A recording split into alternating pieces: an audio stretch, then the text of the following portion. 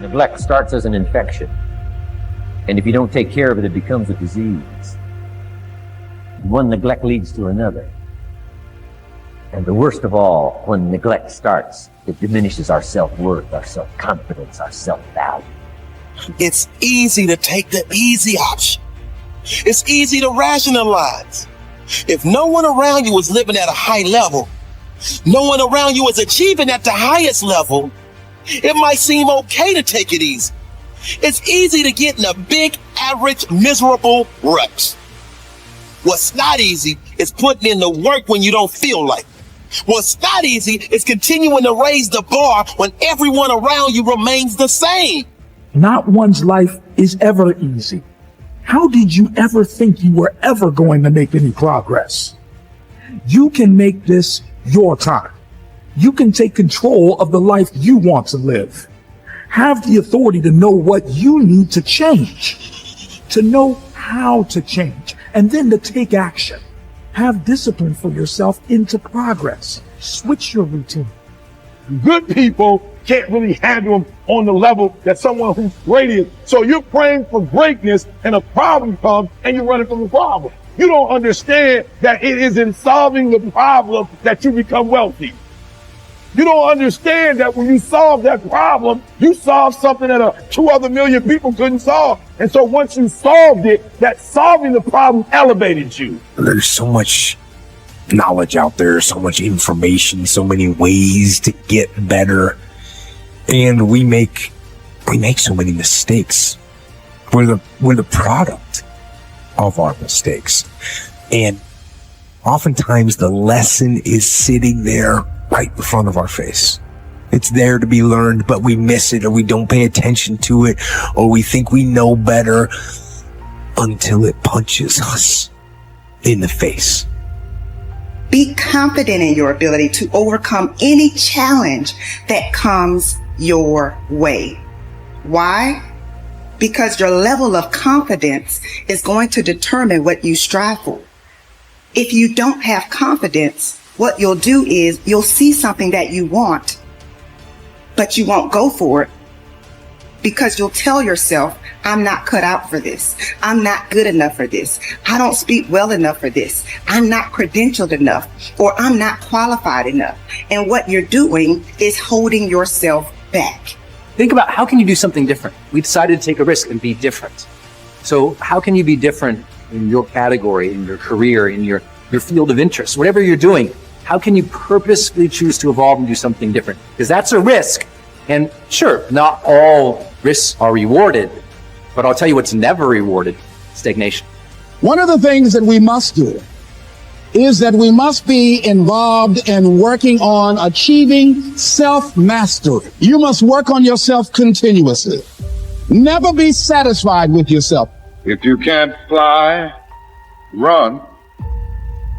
If you can't run, walk. If you can't walk, crawl. But by all means, keep moving. Part of the reason that people go watch anti-heroes and villains is because there's a part of them crying out for the incorporation of the monster within them, which is what gives them strength of character and self-respect, because it's impossible to respect yourself until you grow teeth.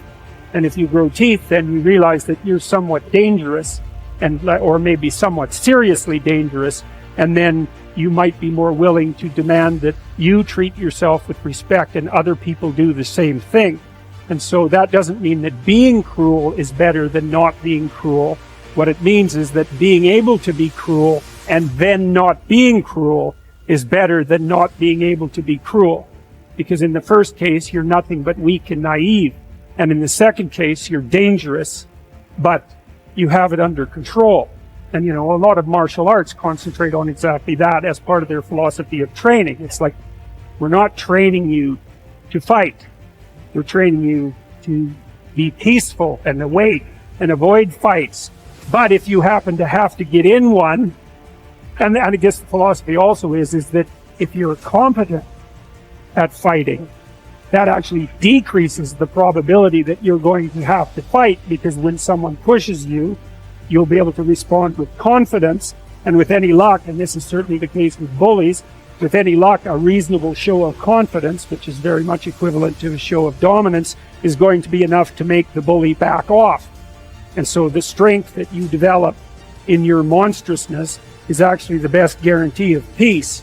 And that's partly why Jung believed that it was necessary for people to integrate their shadow. And he said that was a terrible thing for people to attempt, because the human shadow, which is all those things about yourself that you don't want to realize, reaches all the way to hell. And what he meant by that was, it's through an analysis of your own shadow that you can come to understand why other people are capable, and you as well, of the sorts of terrible atrocities that characterize, let's say, the 20th century. And without that understanding, there's no possibility of bringing it under control. It's also partly why the path to enlightenment and wisdom is seldom trod upon, because if it was all a matter of following your bliss and doing what made you happy, then everyone in the world would be a paragon of wisdom. But it's not that at all.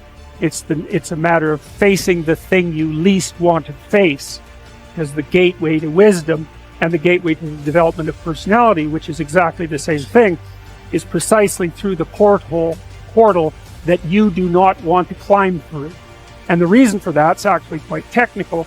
This is a Jungian presupposition too, is that, well, there's a bunch of things about you that are underdeveloped, and a lot of those things are because there's things you've avoided looking at because you don't want to look at them, and there's parts of you you've avoided developing because it's hard for you to develop those parts. And so it's by virtual necessity that what you need is where you don't want to look, because that's where you've kept it.